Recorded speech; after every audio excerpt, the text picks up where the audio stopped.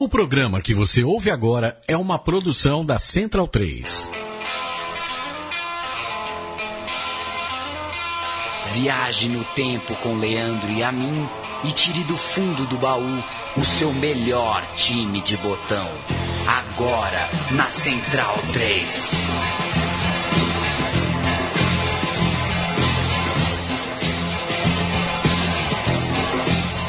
O programa Meu Time de Botão recomeça e bota os pés em solo argentino. Eu sou o Leandro Amin, eu dou boas-vindas, agradeço ao seu play, ao seu download, à sua companhia neste e em todos os outros programas da Central 3. É um prazer saber que somos ouvidos por ouvidos tão qualificados como o de vocês. Ao meu lado, o qualificadíssimo Matias Pinto, porque Paulo Júnior, senhores, Paulo Júnior está de repouso. Todos, por favor, emanem boas energias ao seu tornozelinho, que foi devidamente rasgado, mas foi um processo cirúrgico que aparentemente deu tudo certo. O Paulo Júnior está de repouso, daqui a pouco volta com times de botão, está lá ricocheteando pelo quarto, tendo grandes ideias e certamente nos ouvindo nesse momento e falando assim, pô... Programa bom, hein? Caramba! Matias Pinto, como vai você? Golaço, né? De Paulo Júnior.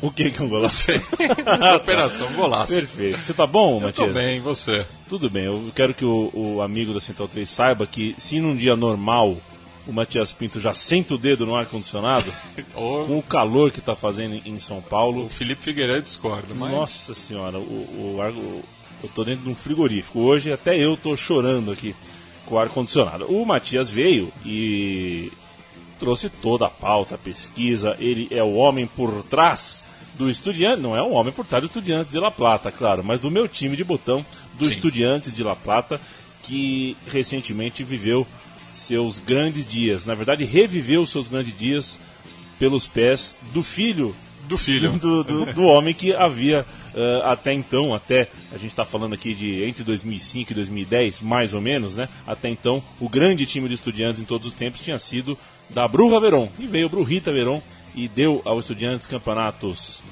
nacionais e internacionais. Grandes glórias que o Matias vai apresentar neste momento, contando qual é o recorte, do que nós estamos falando, enfim. Bem, esse foi um pedido da audiência, né? Foi um pedido do Michel dos Reis. Ele tinha pedido só o Estudiantes campeão da Libertadores de 2009, mas não daria para contar a história dessa conquista se a gente não voltasse para 2005, no centenário do clube, porque aí que o Estudiantes volta a ser o Estudiantes, né? Começa o processo que vai ter como a cereja do bolo a conquista da Copa Libertadores. Copa Libertadores conquistada dentro do Mineirão. Essa história, portanto, começa em 4 de agosto de 2005. É a data do centenário do Estudiantes, que inclusive foi comemorada com um jogo contra o Palmeiras, no estádio Jorge Luiz Hirsch, um amistoso que fazia alusão à primeira conquista da Libertadores do clube, que foi em 68 contra a agremiação paulista.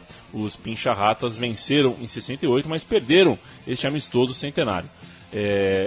Vale lembrar que por conta do choque rei que aconteceu no Morumbi, pelo Campeonato Brasileiro daquele mesmo ano, naquela mesma data, o Palmeiras enviou à província de Buenos Aires apenas jogadores não relacionados pelo técnico Emerson Leão. Na verdade, o time B, e vale pela curiosidade, né? Deola, Zelov, Francis, esses jogadores estavam todos lá. O ex-goleiro Wilson Coimbra, o Macarrão, era o técnico. Enquanto isso, no Morumbi, Palmeiras e São Paulo, né, Matias? 3-3. Alvissareiro 3-3. Né? 2 gols de Joino, né? Ele que chegou no Palmeiras justamente porque tinha feito 2 gols pela Universidade de Chile contra o mesmo São Paulo. Então, na carreira de Joino, ele fez 4 gols contra o tricolor do Morumbi. Mas esse jogo de amistoso não teve nada, né? Porque primeiro que o Palmeiras fez um gol, né, com o Everton aos 24 do primeiro tempo. Aí no segundo tempo, do lado dos Estudiantes foram expulsos o Ortiz e o Pavone, e do lado do Palmeiras o Wendel. Então, lembrando, né, aquele time do Estudiantes dos anos 60. Exato. Para lembrar, eu fiz uma matéria sobre isso, eu e grande Gabriel Brito, guerrilheiro da informação, nosso menino sudaca aqui, sobre esse jogo, né, que é um jogo esquecido na história do Palmeiras, e entrevistei o Wendel. E o Wendel falou, não, joguei e tal, não lembro, assim, ele negou tudo o que aconteceu. Para ele foi titular e não foi expulso. Quando ele entrou no segundo tempo, foi expulso 15 minutos depois. O jogador realmente... É a memória, né? As memórias... Isso porque o jogo aconteceu há 11 anos atrás. Exatamente. E aí a gente abre o ano de centenário do Estudiantes com essa partida amistosa, que é legal pra gente lembrar aqui em termos de futebol brasileiro. Mas e o que acontece na Argentina nesse primeiro ano, Mati? Bem, o Estudiantes ele tinha conseguido na temporada anterior, né, a classificação à Copa Libertadores, algo que não ocorria desde 1984, e tinha feito a melhor pontuação da temporada, né, tirando os campeões dos torneios curtos. E esse time treinado pelo histórico Reinaldo Merlo, né, Mostaça, que a gente já tratou aqui no programa sobre o Racing Clube de 2001, com o Mauro César Pereira, inclusive dois atletas daquela equipe faziam parte do plantel do Estudiantes, estão falando do Adrian Bastiat e do José Chartruc. O Mostaça foi apresentado aquela noite aos reforços, né? Os defensores Agustín Alagés, Carlos Arano e Carlos Araújo, além da volta do atacante José Luiz Calderón, que estava de volta à La Plata após 10 anos. E foi justamente o experiente atacante que marcou o último gol da velha cancha das diagonais 1 e 57, quando o Estudiantes bateu o Rinácia algumas semanas depois pela 4ª rodada do Apertura de 2005. Vamos ver o gol? Vamos ouvir esse gol do Calderón, o último gol nesse mítico estádio que está sendo reformado atualmente. Levanta su brazo, Calderón bien abierto por la derecha, Pavone se ubica en el medio, viene la pelota sobre el sector izquierdo para Carrusca. Carrusca que de primera la toca, que buena devolución fue a buscar, viene el centro.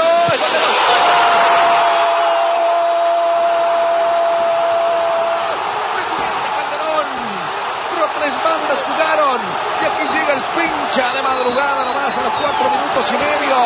Define esta pelota Calderón tocando los 3 con Pavone y Carrusca. Estudiantes 1, Gimnasia Esgrima La Plata. Vale fazer o registro que quando o Matias conta das diagonais de 1,57, a gente está falando de uma cidade planejada. La Plata é uma cidade construída mais ou menos como Brasília, totalmente primeiro planejada e depois construiria as ruas lá são por números. Sim. De modo que o estádio do Estudiantes ficava ali entre a Rua 1 e a 57. Então, por isso, quando a gente fala 1 e 57, a gente está falando da cancha do Estudiantes. A gente ouviu agora o gol do Calderón contra o seu arquirrival, o Gimnasia e Esgrima, que foi, na verdade, o grande animador daquela competição.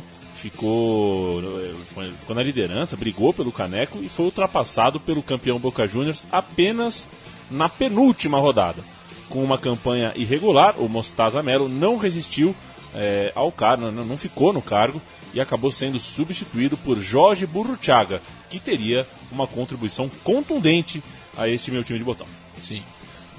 E foi o Jorge Burruchaga que comandou o Estudiantes no retorno do clube à Copa Libertadores, quando o Pincha foi sorteado no grupo 2 junto a Bolívar, Sporting Cristal e Santa Fé, que havia eliminado o Defensor Sporting na primeira fase. Com 100% de aproveitamento, jogando no Estádio Centenário, já que não podia jogar em sua cancha, em Quilmes, né, o Estádio Centenário, e o empate providencial contra os peruanos, o Estudiantes classificou-se na 2ª colocação com 10 pontos, sendo superado pelos colombianos apenas no saldo de gol. 2 para o Santa Fé e 0 para o Estudiantes. Nas oitavas de final, o Estudiantes teria pela frente o surpreendente Goiás, que um dia será meu time de botão aqui, hein?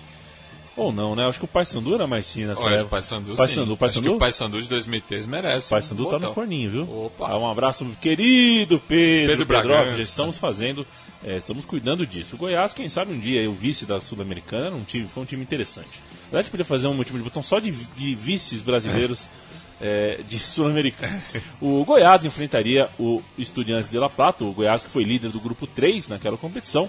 E mesmo a derrota por 3-1 com gol de Calderon no jogo do Serra Dourada, manteve o clube na competição, já que na partida de ida na Argentina, os Pincha-Ratas venceram os esmeraldinos por 2-0, gols de Galván e Calderon. Esse gol do Calderon no Serra Dourada inclusive foi bonito, né? Que ele cabeceia no chão, assim, a bola cai na bochecha lá do outro, lá no contrapé do goleiro, um gol bonito, e foi um jogaço. Esse jogo tá na minha memória. Na fase seguinte, depois de tirar o Goiás, o Estudiantes enfrentaria outro brasileiro, mas era um brasileiro com um pouquinho mais de cancha em Libertadores, né, Matias? No caso, o São Paulo Futebol Clube, atual campeão, e pela primeira vez os tricampeões continentais se enfrentavam em uma partida oficial. E logo, aos 4 minutos, André Dias e Mariano Pavone, um dos artilheiros da competição, foram expulsos após uma troca de gentilezas. Na etapa complementar, Diego Lugano recebeu o segundo cartão amarelo e o tricolor se segurou até os 42 minutos, quando Agustín Alagés aproveitou o rebote de Rogério Ceni em cabeçada de Pablo Luguércio e mandou a pelota para o fundo das redes. Vamos ouvir o gol de Alagés, que ainda tem mais competição. Le va a pegar a la pelota Sosa. Se viene Alagés. El pelotazo que va a Luguercio, Rogerio está. Alagés en contra. Alagés en contra. ¡Gol!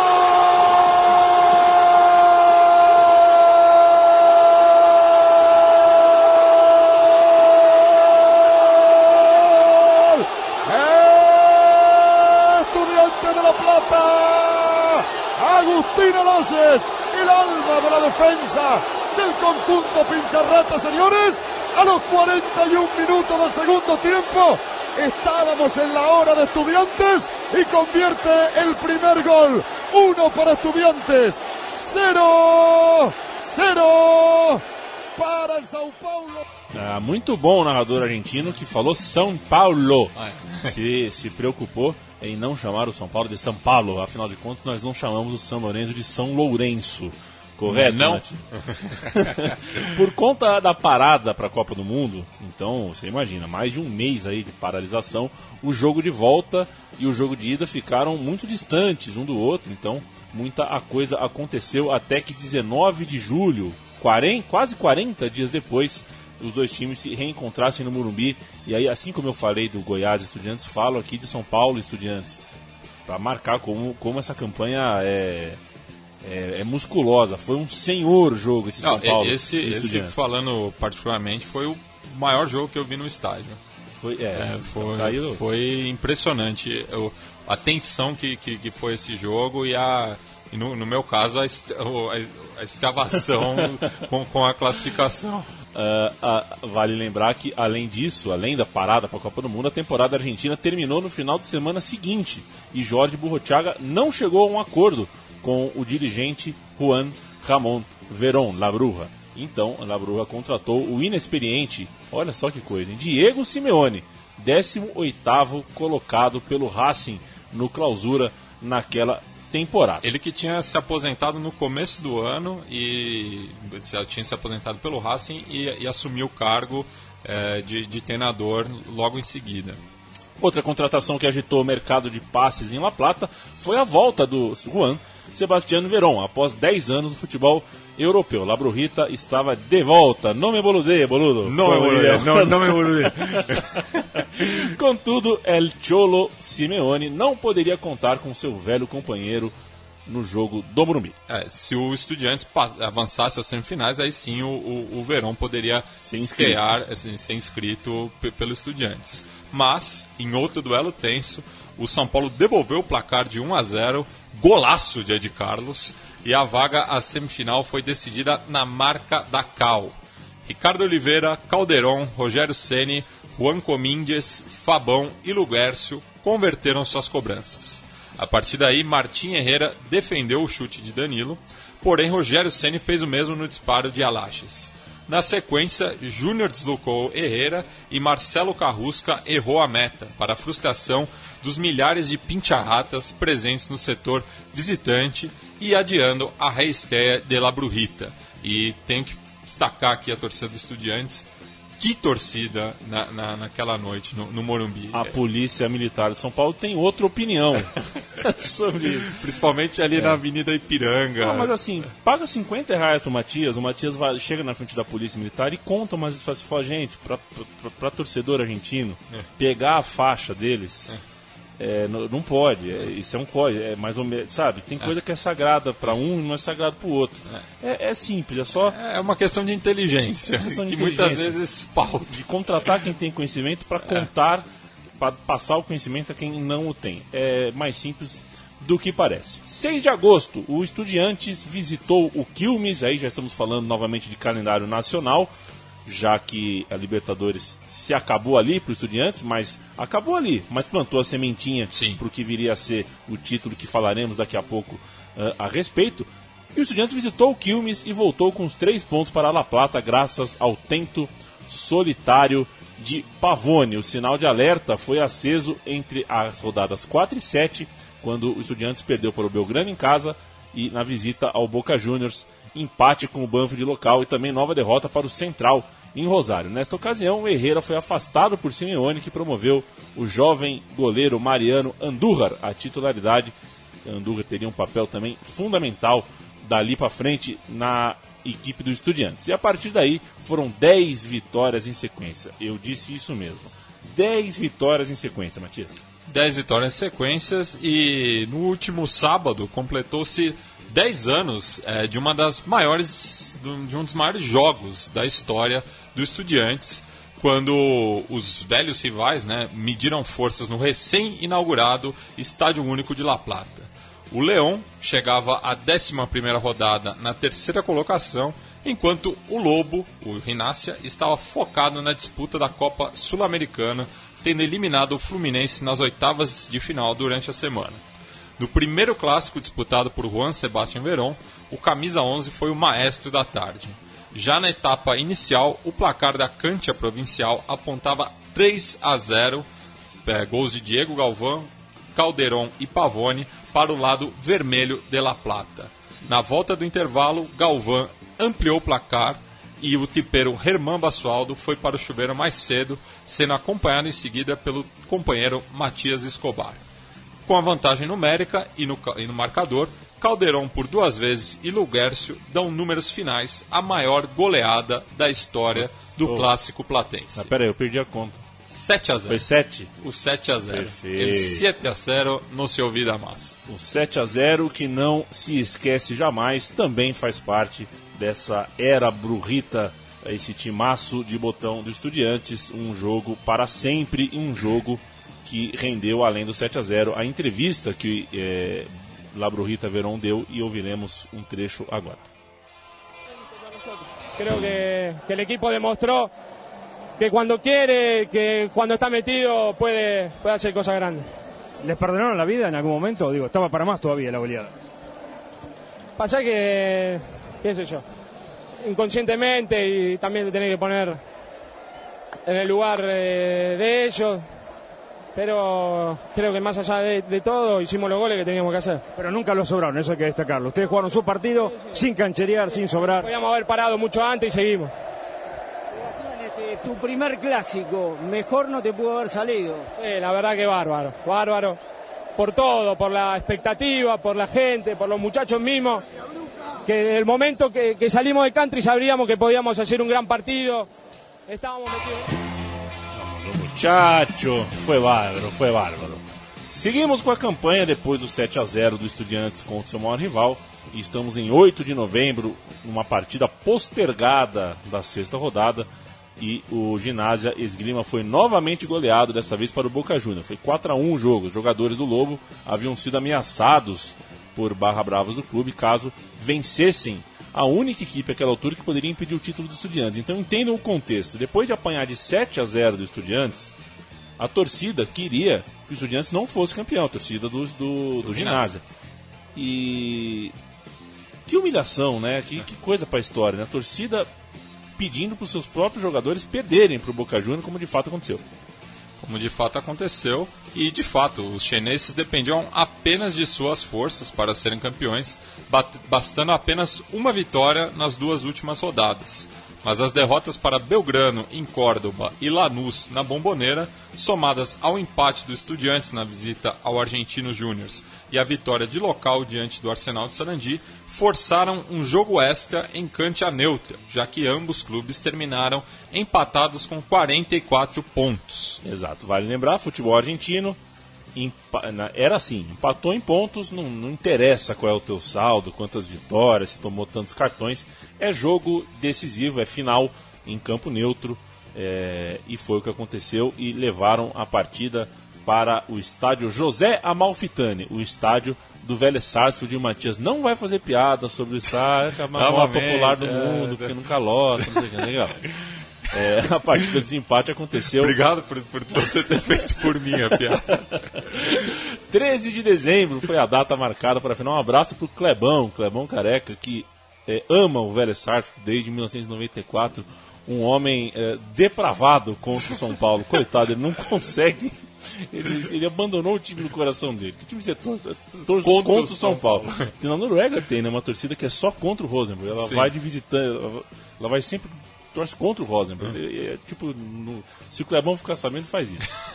A equipe treinada por Ricardo Lavolpe, estamos falando no caso da equipe do Boca Juniors, saiu na frente com o Martim Palermo. Martim Palermo, cria do Estudiantes. Completando um cruzamento de ninguém menos que Riquelme. E o Palermo não comemorou o gol devido a esse seu passado em La Plata. Um Pablo foi expulso de Matias, você é um gênio. Um Pablo foi expulso de cada lado. Ledesma para o Boca e Alvarez para o Estudiantes. Então, 1-0 para o Boca, os 2 times com 10 em campo, tudo aberto, Matias. Sim, José Sosa empatou a partida no segundo tempo, em bela cobrança de falta, e Mariano Pavone garantiu a virada histórica, aproveitando o lançamento de Andújar, encobrindo Aldo Bobadilla e concluindo de cabeça para botar fim a um jejum de 23 anos. Então ouviremos agora o gol de Pavone naquela tarde histórica em Liniers. Los gestos de dolor de Verón. Le va a costar mucho continuar si es que hay alargue. Se durmió el arquero, por arriba vale.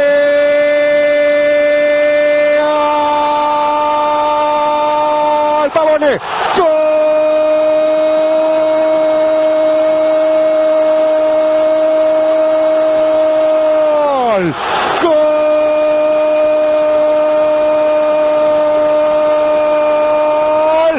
Estudiantes de La Plata, puede ser el del campeonato, puede ser el del título, señoras y señores, gol de Estudiantes de La Plata. Estudiantes de La Plata le gana a Boca por 2-1 e a um passo está del campeonato. Então, amigo, se você duvidava que os Estudiantes de 2005 a 2009 e 10 tinha história para contar, olha quanta história tinha. Uma campanha que não começou com 7-0, né, mas que começou com a chegada do Simeone, que hoje a gente vê que era um início de carreira já muito promissor e realmente deu certo. Uma campanha que passou por 7-0 contra o seu maior rival, terminou com uma virada contra o Boca numa decisão e num fim de um jejum de 23 anos. Quem fez o gol, vale lembrar, foi o Pavone, não o Basílio. Não é nem todo time que sai de 23 anos de fila tem gol marcado por um coadjuvante, que era o Basílio, nunca foi um grande jogador, ao contrário do Pavone, que era um atacante de respeito. 2007 é isso, né? 2006 é isso, Matias? 2006 é isso. Perfeito. Até porque não teve mais jogo. Até porque já é quase Natal, né? A festa foi muito grande e aquela frase clássica, dizem que faltou vinho na cidade. Essa frase é muito boa. 2007 foi um período de transição para o León, no qual o ciclo de Simeone, que mal tinha começado, já chegou ao fim. Ele foi terceiro colocado no Clausura, sexto no Apertura e a eliminação ainda na fase doméstica da Copa Sul-Americana para o Lanús pesou para a decisão da diretoria do León. No ano seguinte, 2 treinadores passaram pela Casa Mata Pincharrata sem sucesso. Roberto Sensini foi eliminado pela LDU nas oitavas de final da Copa Libertadores e terminou o Clausura na terceira colocação, atrás de Boca Juniors e o campeão River Plate, sob a batuta de Diego Simeone. Então ele saiu do Estudiantes e já ganhou novo título doméstico, deixando o clube em setembro e sendo substituído pelo interino Alejandro Russo. Leonardo Ascada assumiu no dia 21 daquele mês e fechou o ano com a 7ª colocação do Apertura e o vice-campeonato da Copa Sul-Americana. Com o segundo melhor promédio do Apertura 2007, Clausura 2008 e Apertura 2008, o Estudiantes disputaria a pré-Libertadores em 2009 diante do Sporting Cristal, classificando-se à fase de grupos pelo saldo qualificado, após perder em Lima por 2-1, quem fez o gol do Estudiantes foi o Enzo Pérez, e ganhar no Estádio Único por 1-0, gol de Ramon Lentini. Os adversários do grupo 5 eram Cruzeiro, Deportivo Quito e Universitário de Sucre. El Negro Ascada renunciou ao cargo após a derrota por 1-0 na capital equatoriana pela terceira rodada, tendo também perdido para o Cruzeiro na estreia por 3-0 e ganhado dos bolivianos por 1-0, gol de Juan Manuel Salgueiro. Esse 3-0 do Cruzeiro foi um jogo que o Kleber, gladiador, fez 3 gols em 15 minutos e foi expulso aos 20.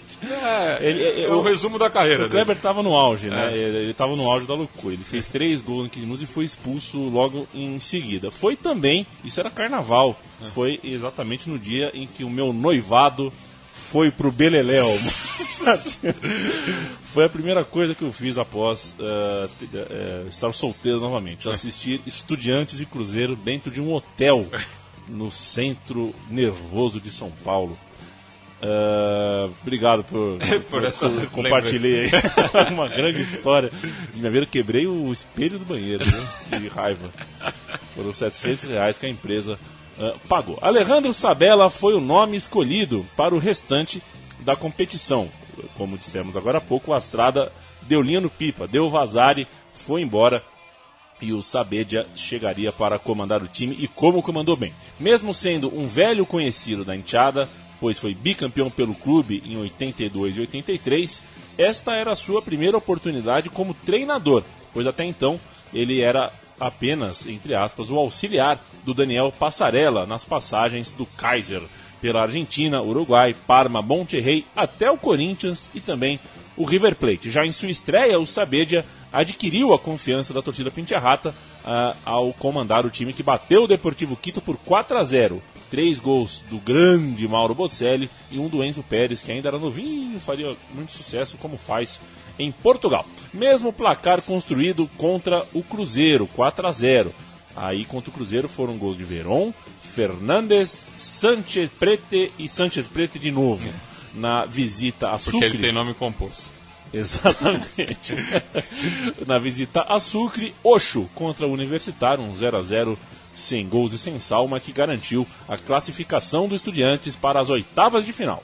Onde encontraria o Libertad, mas o tetracampeão paraguaio não foi páreo para Estudiantes, sendo amassado por 3-0. Não foi o quê? Páreo. Paraguaio? Meu Deus.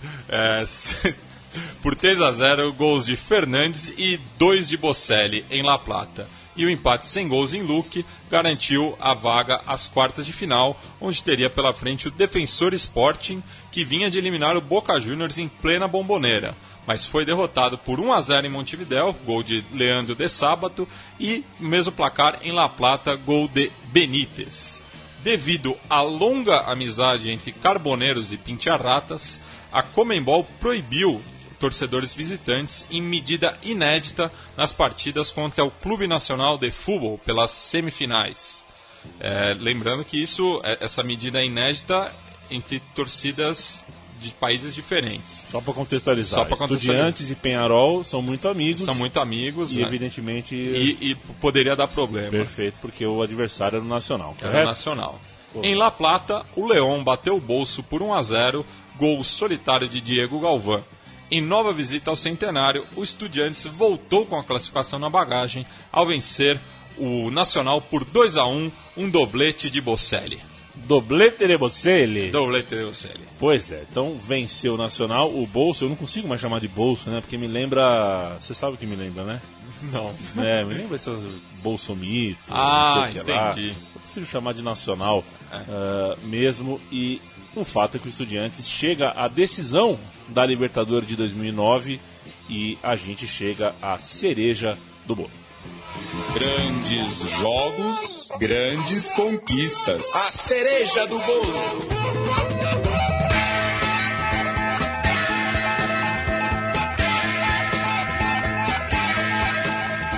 É normal que a gente lembre que ao longo da campanha, a gente acabou de citar, muitas goleadas permearam o caminho do Estudiantes até a decisão. E do Cruzeiro também. O Cruzeiro goleou o Estudiantes e o Estudiantes goleou o Cruzeiro. Esses times se enfrentaram, eles estavam no mesmo grupo na primeira fase e chegariam juntos à decisão. Era o Cruzeiro, a gente já falou que era o Cruzeiro do Kleber, mas para refrescar um pouquinho mais, era o Cruzeiro do Ramírez, correto? Sim. O Cruzeiro do Adilson Batista como técnico, talvez certamente o grande trabalho que o Adilson fez na carreira, e um time bastante interessante, um futebol, era um time leve, era um futebol... Como gosta a torcida cruzeirense. Exato, né? seria um bom campeão de Libertadores. Sim. Acho que era um time que a gente não falaria mal de um campeão jogando aquela bola. E o Cruzeiro vinha de eliminações, tinha eliminado a Universidade do Chile, o São Paulo e também o Grêmio na semifinal. Nessa primeira decisão entre Estudiantes e Cruzeiro, o jogo realizado no estádio único, estádio modelo de La Plata. A gente está ouvindo o George Harrison no fundo, ele não teve oportunidade de tocar no estádio único, mas o Paul McCartney esteve lá esse ano. Perfeito. Os goleiros Andújar do Estudiantes e Fábio do Cruzeiro não permitiram que o placar se movimentasse. O menino que muda as plaquinhas não ganhou cachê. O jogo foi 0-0 e ficou tudo aberto para o Mineirão, com mais de 60 mil cruzeirenses, Matias Pinto. Isso, e esses cruzeirenses explodiram quando o Henrique arriscou da intermediária logo no começo do segundo tempo e acertou o canto direito do camisa 21 do Pincha. Então ouviremos aí o gol de Henrique contra o Estudiantes. Foi no começo do segundo tempo? Foi no começo do segundo tempo. Você falou, né? Isso. Começo do segundo tempo, no Mineirão, né? Já na frente, deu a impressão que já dava para beijar a viúva. Vamos ouvir. Falta histórico do Joãozinho, quando o jogo estava por 2-2. E depois, as coincidências em 97. Os dois times vieram na mesma chave, como esse, empataram em 0-0 no primeiro jogo. E aí o chute de longe assim, ó. Assim, ó. Assim, ó. Assim. Gol!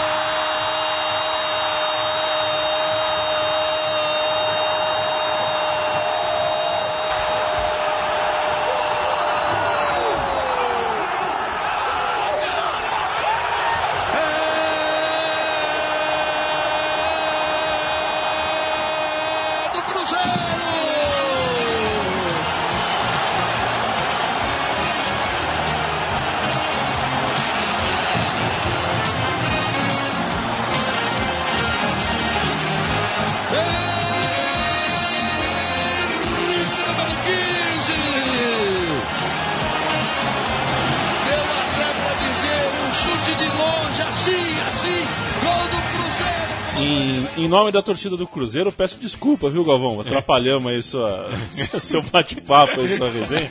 Desculpa aí. Não tinha nada de demais acontecendo no campo. Cara, que resenha, meu. Mas é isso. Assim, ó. O gato tava de costas no campo.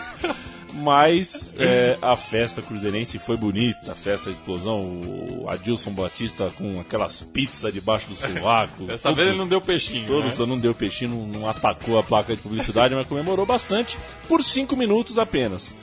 Quando tudo parecia resolvido, ou resolvido não, né? Foi encaminhado para estar resolvido pro lado da Raposa, o Verón encontrou o Christian Tchelay livre na direita, o lateral cruzou na área e o Gaston Fernandes contou com o vacilo da defesa celeste para empatar a partida.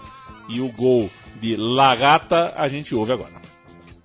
Verón domina, rompe adversária, caminha, cercado pelo Marquinhos Paraná, vai tentar batê-lo, não consegue, mas mesmo assim, fez um passe bom para a ponta direita, entregando a Celay, caminha, leva na linha de fundo, cruzou, forte no bater, atenção, gol, para passa, gol!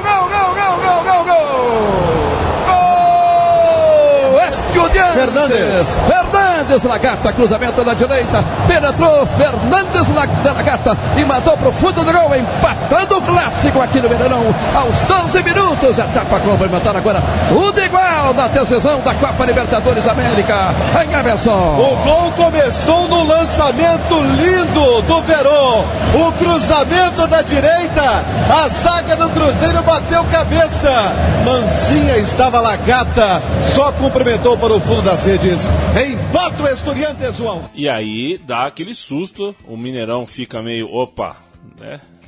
O 0x0 era mais cômodo, né? Porque 1x1 dá aquela sacudida, você perde um pouquinho a referência, o Skype abre aqui na minha tela sem ser chamado, quase me derruba. Faltando 18 minutos para o fim do tempo regulamentar, em cobrança de escanteio, Labro Rita cruzou na medida certa para o artilheiro Bocelli virar a contenda e garantir com esse gol o 4º título da Copa Libertadores para o Clube Estudiantes de La Plata. A gente vai ouvir o gol do título, o gol do Bocelli ante o Cruzeiro, e quando voltarmos, Matias Pinto nos dará as escalações dessa partida, a ficha, o serviço, vai meter um Léo Batista aqui no meu time de botão. Toma distancia Juan Sebastián Verón para mandar el córner. Sandía mira qué es lo que ocurre dentro del área. Algunos empujones, algunos agarrones. Sandía nos advierte a todos. Se viene a cobrar penal si la pelota está en movimiento.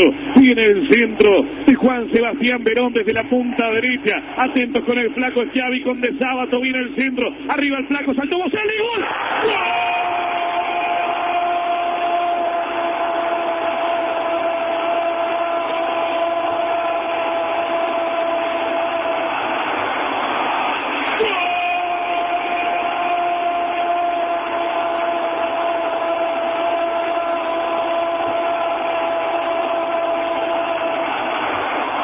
Estudiantes de Mauro Bocelli, una caricia que vino desde la punta derecha por parte de la bruja Juan Sebastián Verón, y se elevó Mauro Bocelli en el segundo palo, el cabezazo del número 17, un cabezazo fenomenal, un cabezazo inolvidable, un cabezazo matador del delantero, que pica al suelo, la pelota se metió para que la gente de Estudiantes se levante, celebre, festeje, y me animo a decir que se oyó además el grito de los miles de hinchas de Estudiantes que se quedaron en la Argentina. Estudiantes de La Plata se pasa a ganar el partido, se perdía por 1-0, lo empató con la Gata Fernández y ahora con Bocelli. A los 26 minutos del segundo tiempo, Estudiantes se pone en camino a la Copa Libertadores de América. Estudiantes 2, del Cruzeiro 1 fue Bocelli, 26 minutos de la etapa complementaria.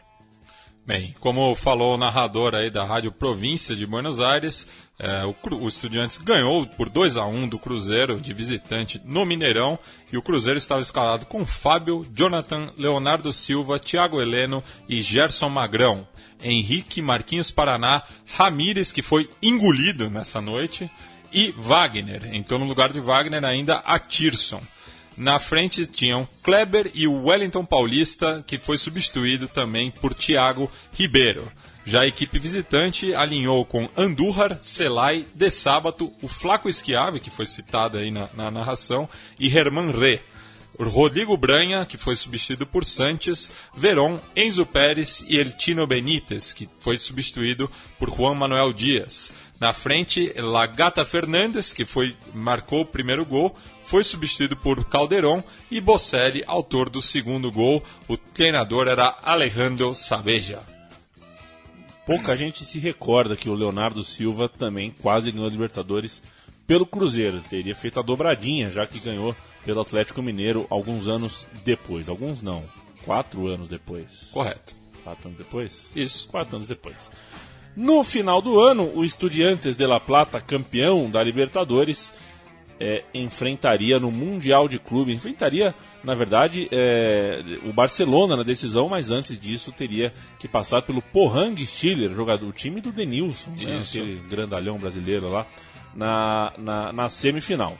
O Estudiantes, então, foi ao Emirados Árabes, bateu o time coreano e encontraria Messi e companhia limitada, o Barcelona com um uniforme cor de pus, um laranja meio rosa, uma coisa meio tóxico. Uma coisa bem esquisita, cor de gordura. Lembra aquela gordura que o Clube da Luta? Sim. Gordura que o cara rouba lá? É isso. É aquilo lá. Aos 37, bom jogo, hein? Foi um bom jogo. E os 37 do primeiro tempo, o Mauro Bozelli aproveitou um cruzamento do Juan Manuel Dias e subiu no meio do Puyol e do Abidal, cabeceando sem chances para Victor Valdés. Sim, senhores, Estudiantes de La Plata 1, Barcelona 0. Vamos ouvir. لاعب مباراة جيدة بالكرة اللي حول الله جول أول في المباراة بوزيلي يسجل الهدف الأول في مرمى فيكتور فالديز يتقدم ما بين المدافعين وبوزيلي يشعل المدرجات ورأسية قوية مباشرة من بوزيلي يسجل الهدف الأول.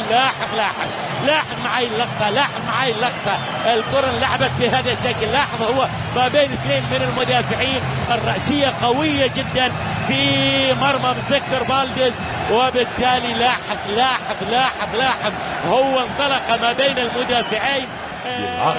Bilarra, muito bem. Narração árabe do gol do Estudiantes. Enquanto isso, aqui no Brasil, o Luciano do Vale passou o jogo chamando o desábado de desabato. Não sei se você lembra disso. Passou o jogo. É bom, porque o desabato quase não era famoso no Brasil. Não teve nada, né? Quase não aconteceu nada com o desabato. Desabato. Ah, Luciano do Vale, para sempre o meu preferido e o maior. Matias Pinto. Os comandados de Alejandro Sabeja se defenderam até o último minuto, quando Gerard Piqué tocou de cabeça para Pedro Rodrigues também cabecear, encobrindo Damián Albiol. Na prorrogação, Lionel Messi completou de peixinho o cruzamento dele, Dani Alves, garantindo o primeiro título mundial do Barça e adiando a comemoração do Pincha, que desde 1970 não chegava tão longe. O Estudiantes ainda defenderia o título continental no ano seguinte, sendo eliminado pelo Internacional. Antes disso, você tem registro na memória aí sobre a recepção? Porque perdeu do Barcelona na prorrogação e muito valentemente, né? Sim, imagino que tenha sido recebido. Não, foi bem recebido lá em La Plata, não como foi na conquista da Libertadores, quando até uma bandeira do Atlético Mineiro apareceu no caminhão de bombeiros, mas foi uma recepção à altura também foi um feito, né? Porque você, um dos melhores times da história, o Estudiantes quase bateu, né? Levou para prorrogação. Vale lembrar também que o Internacional, eu estava falando da campanha seguinte, né? Campanha de defesa do título. Nela, o Estudiantes, mais uma vez, marcou história em confronto com brasileiros. Dessa vez foi o jogo contra o Internacional pelas quartas de final, na fatídica Noite das Bengalas, na qual o goleiro Orion teve a visão prejudicada por conta dos sinalizadores acesos pela sua própria torcida e não pôde conter, assim, o arremate cruzado de Giuliano a 2 minutos do apito final. Foi um jogaço. Esse foi na cancha do Banfield? Não, foi no Quilmes mesmo? Foi no Quilmes porque o Inter ganhou do Banfield nas oitavas. Com o gol do Oscar, né? A minha memória embaralhou essa questão. Eu lembro muito bem desse gol do Oscar. Então o jogo contra o Estudiantes foi na cancha do Quilmes e esse gol do Giuliano batendo pelo lado direito, cruzado, e esse gol da eliminação no finzinho gerou uma batalha campal a partir da briga entre os jogadores Desabato e o Abondanzieri, goleiro do Internacional. Eles deram um exemplo e os torcedores seguiram a risca. Isso. Já na Recopa Sul-Americana, nova derrota para a LDU, doblete de Hernan Barcos e desconto de Marcos Rojo em Quito. Aquele. E empate sem gols no estádio José Luis Meissner em Quilmes. Contudo, a temporada foi salva com a conquista do Apertura, no qual o Estudiantes teve 100% de aproveitamento de local e esteve na liderança em 12 das 19 rodadas, terminando a 2 pontos do Vélez Sarsfield, com 14 vitórias, 3 empates e apenas 2 derrotas. O Hernan Barcos está na seleção, Matias? Não. Da Argentina atual? Não tá? Não. Ah, tá. Vamos ao botão por botão. Botão por botão.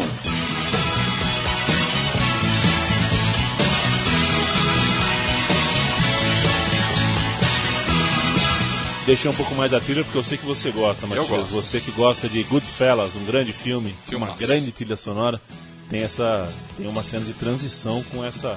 Correto. Não sei se é a cena que morre, parece todo mundo morto. Não, Eu acho que é essa, É. que faz uma com o Eric Clapton também.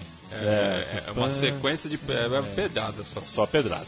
O quadro botão por botão, a gente individualiza o coletivo e a gente fala dos principais destaques da campanha, da era, dos tempos de ouro dos homenageados. E começamos pelo camisa 9, José Luiz Calderón, um garoto revelado pelo Modesto Defensores de Cambaceres, sendo lá campeão da Primeira C em 1991. Caldeira, como é simpaticamente chamado pelo roteiro e pelos amigos, eu imagino. Eu não sou amigo do Calderón, mas chamo, me permita.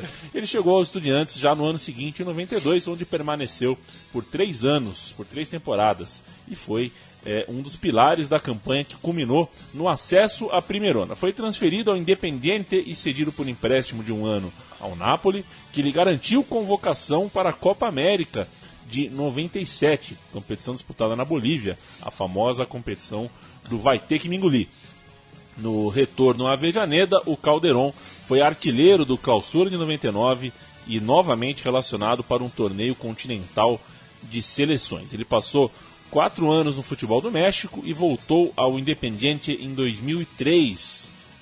Passou também pelo Arsenal de Sarandi, antes de regressar finalmente a voltar a La Plata, onde foi fundamental na campanha de 2006 do Apertura conseguido lá no campo do Vélez contra o Boca, que falamos aqui. Em nova passagem pelo Arsenal, foi também campeão. O rapaz gosta de levantar taça. Ganhou a Sul-Americana em 2007 e dando assim bagagem copeira que foi aproveitada por ele na sua última transferência, sua terceira chegada ao Pincha, na qual foi digamos assim, reserva de luxo e um veterano, mais ou menos o que foi o Evair para o Palmeiras em 99, digamos assim. Em 2010 ele acabou coadjuvante na conquista do Apertura pelo Argentino Júnior e pendurou as chuteiras no segundo semestre pelo Camba. Não conheço. O Cambaceres, que a gente citou no começo. Tá. Voltou pra Ensenada. Pô, isso aí, né? Aí, pô. Podia ser para Los Conejos, pô, não sei. Como treinador, o José Luiz Calderón atuou no Ginásia de Jujuy entre 2011 e 2012 e também no Atlanta, time que Matias Pinto ojeriza em 2014. Gastão Fernandes, o camisa 10, Lagata deu seus primeiros pulos no River Plate, onde foi campeão do Clausura em 2003. Após breve passagem no Racing Club, foi cedido ao Monterrey para logo voltar à Argentina e ser campeão do Apertura 2007 pelo São Lourenço. Novamente no México, jogou 2 temporadas pelo Tigres, até encontrar o seu lugar no Estudiantes, onde ficou por 6 anos consecutivos, sendo campeão da Libertadores em 2009 e do Apertura 2010. Tentou a sorte na Major League Soccer ao assinar com Portland Timbers, mas no começo do ano retornou a La Plata. Atualmente defende a Universidade de Chile. Você já falou pra alguém tenta a sorte em um princípio de briga? Tenta a sorte já. Já falou? Não. Ah, você tem tamanho, Matias. Você podia falar. Tenta a sorte, meu. Vamos de La Brujita, não me bolodê, Juan Sebastián Verón. Esse praticamente nasceu no clube, já que é filho de um dos maiores ídolos do Estudiantes, o Juan Ramón. O Verón La Brujita estreou Juan Ramón Verón La Bruja, né? La Brujita, filha da Bruja, estreou profissionalmente em 93, mas fez parte do plantel rebaixado à B Nacional antes disso. Deu a volta por cima, naturalmente, ao lado de outros jovens, como o já citado Calderón e também o grande Martín Palermo, El Titán, e conquistou o título da segunda divisão, do segundo escalão do futebol argentino, com estas feras. De volta à elite, ele logo chamou a atenção do Boca Juniors, sendo contratado por estes por $3 milhões em apenas um semestre. Em La Boca foi novamente vendido. O Boca foi rápido no gatilho, já mandou o cara, despachou para Gênova, foi jogar na Sampdoria e por lá ficou 2 anos até ser incorporado ao elenco estrelar do Parma, já careca. Carecão, né? Ele no começo da carreira não era carecão, depois ficou careca e ainda também mantinha aquele inconfundível cavanhaque. No Parma foi campeão da Copa da Itália, da Copa da UEFA e também chegou à seleção argentina. Daniel Passarella o convocou para a Copa de 98. Da região Emília-Romagna, onde fica o Parma, ele mudou-se para a capital italiana, mais precisamente a parte azul da capital. Foi jogar na Lazio, onde conquistou finalmente o Scudetto e também a Supercopa com os conterrâneos Cláudio Lopes, Diego Simeone, Hernan Crespo, Roberto Sensini, um time que já foi citado aqui. Sim. No meu time de botão, uma grande Lazio. Em 2001 para frente, Matias, é com você. Em 2001, o Manchester United gastou 42 milhões e meio de euros no seu passe, maior contratação do futebol inglês à época e que trouxe muita dor de cabeça para o Verón, já que ele não deu certo. Né? Não deu certo e também no jogo contra a Inglaterra pela Copa do Mundo de 2002 disseram que ele deu para trás. Então acusavam o Verón de ser um vendepátria.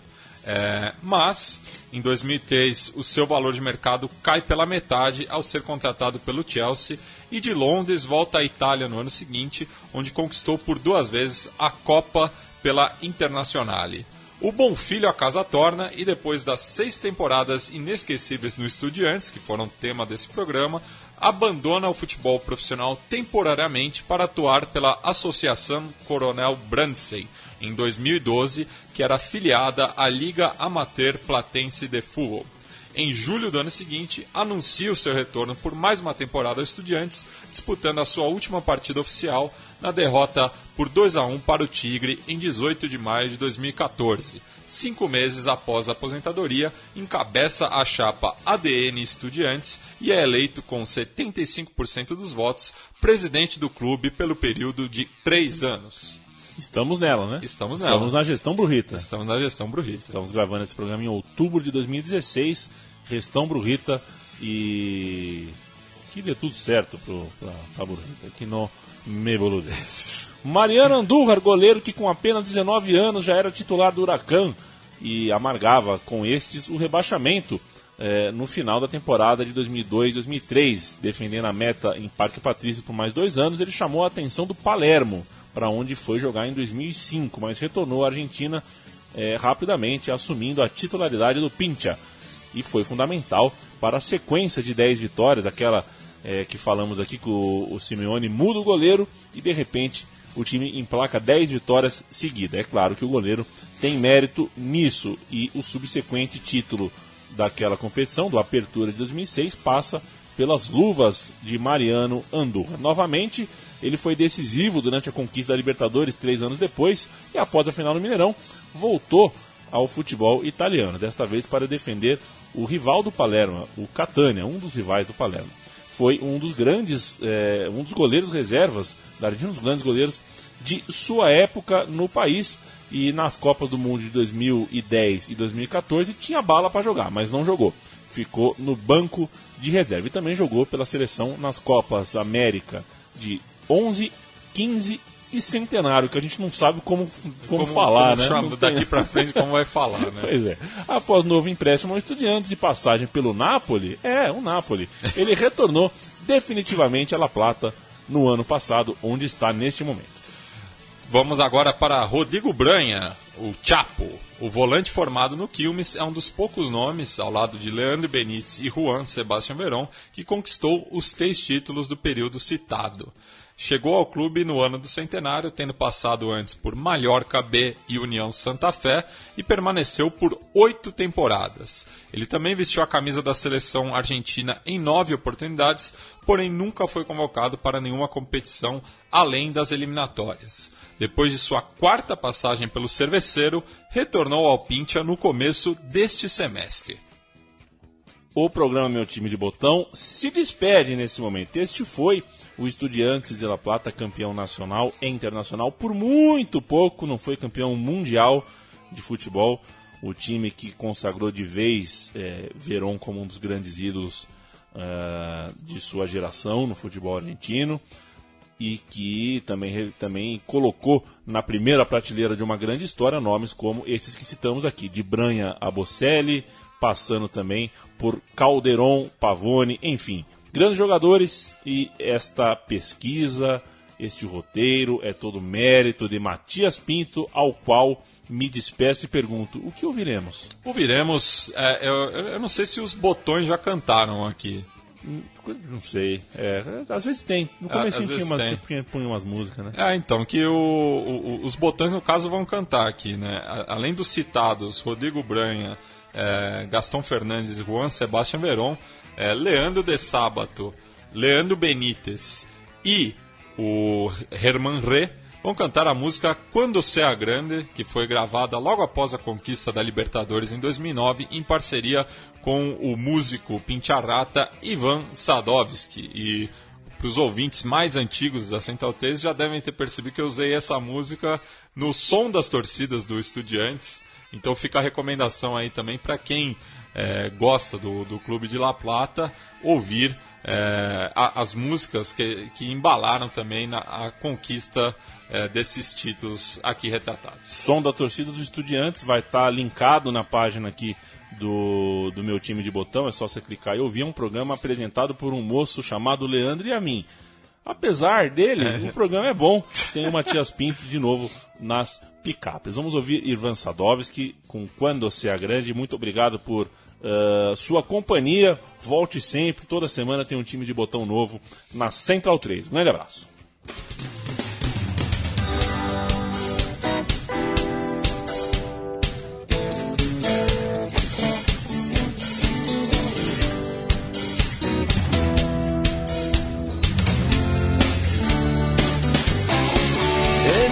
Se pide un nene una moneda, la cara sucia y descalzo de dolor, el hambre eterno esperando en la vereda, y en otra esquina yo se lo limpio, señor.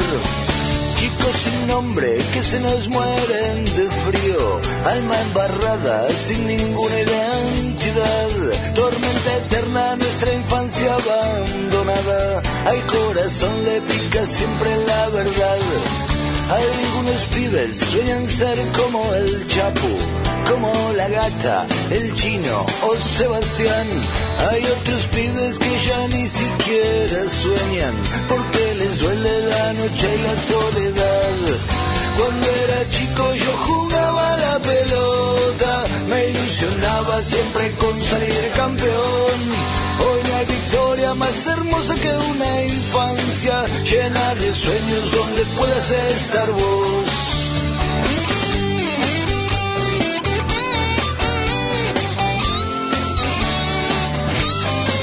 Leandro de Sábato es mi nombre y soy el chavo, y en Caferata orgullo de Santa Fe.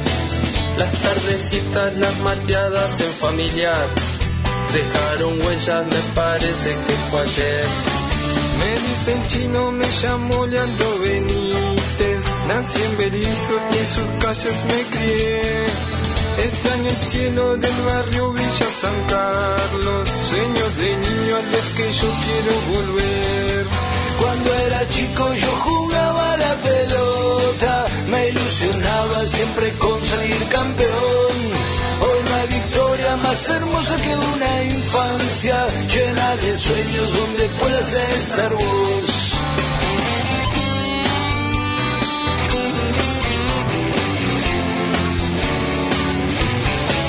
Me llaman Gata, pero soy Gastón Fernández.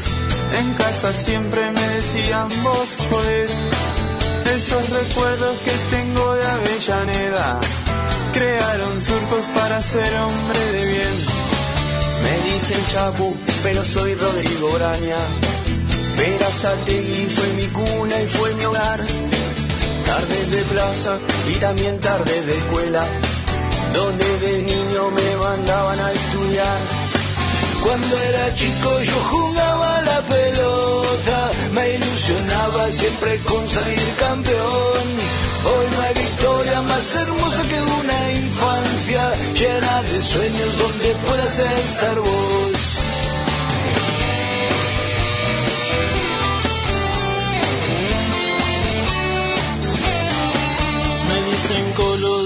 que iba a la primaria. Soy rosarino y me llamo Germán Re. Llevo en el alma los recuerdos de pequeño. Cuando sea grande quiero volver a crecer. También fui chico, me crié en Parque Saavedra, a los fulbazos por calle 66. En los recreos me soñaba siendo Lennon, cantando Help en el patio del Normal 3. Cuando era chico yo jugaba a la pelota, me ilusionaba siempre con salir campeón. Hoy no hay victoria más hermosa que una infancia llena de sueños donde puedes estar vos.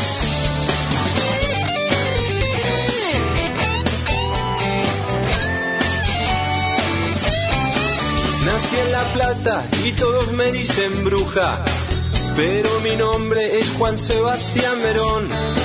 Mi mamá siempre me apoyaba con mis sueños. Me decía, nene, vas a ver que haces un gol. Crecimos todos y aprendimos a ser grandes.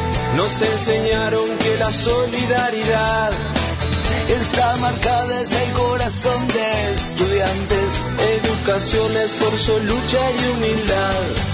Cuando era chico yo jugaba a la pelota, me ilusionaba siempre con salir campeón.